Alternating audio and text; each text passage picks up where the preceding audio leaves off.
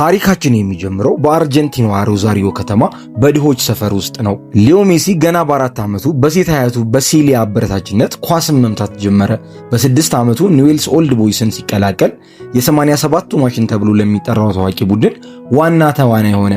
ሜሲ በዚህ እድሜው ኳስን ከግሩ ሳያርቅ ተጫዋቾችን እያታለለ ሜዳውን ሙሉ የማለፍ ብቃት ነበረው። ነገር ግን በ11 ዓመቱ እድገቱ መቆሙ ታወቀ። ዶክተሮች ግሮዝ ሆርሞን ዲፊሸንሲ ወይንም የእድገት ሆርሞን እጥረት እንዳለበት አረጋገጡ። ሕክምናው በየቀኑ በሁለቱም እግሮቹ ላይ የሚወጋ መርፌ ሲሆን ወጪውን በወር እስከ $1500 አካባቢ ነበር። የአባቱ የጆርጅ ሜሲ የኢንሹራንስ ሽፋንና ክለቡ ኒውዌልስ በመጀመሪያ ላይ ቢረዱትም የአርጀንቲና ኢኮኖሚ ሲንኮታኮት ሁሉም ግን ፊታቸውን አዞሩ። ኒውዌልስ አንድ ተስፋ ለሌለው ትንሽ ልጅ ይህንን ሁሉ ወጪ አናወጣም በማለት እጃቸውን ታጠቡ። ሜሲ በየምሽቱ ህመሙን እያስታገሰ መርፌውን ለብቻ ይወጋ ነበር። በወቅቱ ትልቁ ጭንቀቱ አድጌ እግር ኳስ ተጫዋች መሆን ይችል ይሆን የሚለው ጥያቄ ነበር።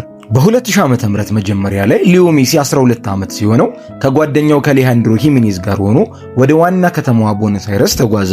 የጉዞ ዓላማም በአርጀንቲና ትልቁ ክለብ ለነበረው ለሪቨር ፕሌት የመጀመሪያ ሙከራውን ለማድረግ ነበር። ሜሲ በሙከራ ወቅት ሁሉንም ሰው ባንዴ ነበር ያስደመመው። በአንዴ ልምምድ ጨዋታ ላይ ከሱ በ2 ዓመት ለሚበልጡ ታዳጊዎች ጋር አብሮ ተሰልፎ በ15 ደቂቃ ውስጥ ብቻ ድንቅ ብቃትን አሳየ።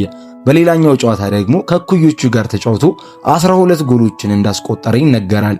የሪቨር ፕሌት የታዳጊዎች አሰልጣኝ ኤድዋርዶ አብርሃሚን ወዲያውኑ ለክለቡ የበላይ ኃላፊዎች ይሄ ልጅ የተለየ ነው፣ በአስቸኳይ ለኛ መፈረም አለበት የሚል ጥብቅ ምክር ሰጥቶ ነበር። ሪቨር ፕሌት ሜሲን ቢወደውም እሱን እንዳያስፈርሙ ግን 2 ታላላቅ እንቅፋቶች ገጠሟቸው። የመጀመሪያው ችግር የመኖሪያ ቦታ ሲሆን ሪቨር ፕሌት ታዳጊ ተጫዋቾችን በክለቡ ግቢ የሚያስቀረው ከ13 ዓመት በላይ ሲሆኑ ብቻ ነበር። በወቅቱ ደግሞ ሊዮኔል ሜሲ 12 ዓመቱ ነበር። በከተማው የሚኖርበት ዘመድም አልነበረውም። አባቱ ጆርጅ ሜሲ አብሮት ለመኖር እንዲችል ክለቡ ስራና መኖሪያ እንዲሰጠው ጠይቆ የነበር ቢሆንም ክለቡ ግን ጥያቄውን ውድቅ አደረገው። ሁለተኛው ችግር ደግሞ የሕክምና ወጪው ነበር። ምንም እንኳን ሪቨር ፕሌት የሕክምና ወጪውን እንክፈል ቢልም በወቅቱ ግን ለአንድ ታዳጊ ልጅ በየወሩ $1000 ማውጣት እንደ ትልቅ ኪሳራ ታይቶ ነበር። እንዲያውም የክለቡ ዳይሬክተር ለአሰልጣኙ እንደሱ ያሉ ብዙ ልጆች አሉን፣ ለምን ይህንን ያክል ወጪ እናወጣለን የሚል ምላሽ ነበር የሰጡት። አስገራሚው ታሪክ የሚፈጠረው ግን እዚህ ጋር ነው። ሪቨር ፕሌቶች በመጨረሻም ሜሲን ለመውሰድ ቢስማሙም የሜሲ የመጀመሪያ ክለብ የሆነው ኒውዌልስ ኦልድ ቦይስ የሜሲን የዝውውር ወረቀት ወይም ትራንስፈር ካርድ ለመስጠት አሻፈረኝ አለ። ኒውዌልስ ሜሲን ማሳደግ ባይፈልግም ወደ ሌላ የአርጀንቲና ክለብ ግን እንዲሄድ አልፈቀዱለትም።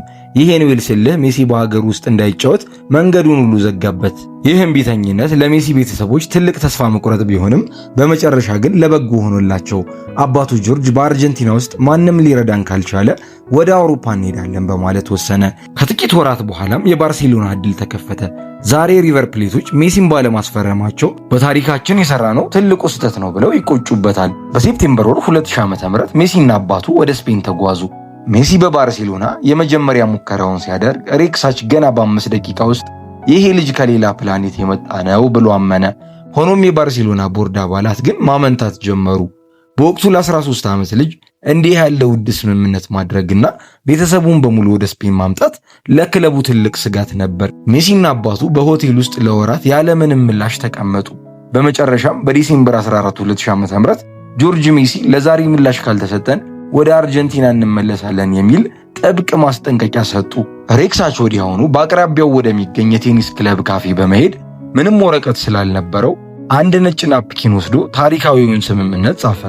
ያቺ ናፕኪን ሜሲን የባርሴሎና ንብረት ስታደርግ ለዘመናዊ እግር ኳስ ታላቁ ምዕራፍ ከፈተች። የሊዮኔል ሜሲ ወደ ባርሴሎና መዘዋወር ግን ሌላ ተጨማሪ ፈተና ይዞ መጣ።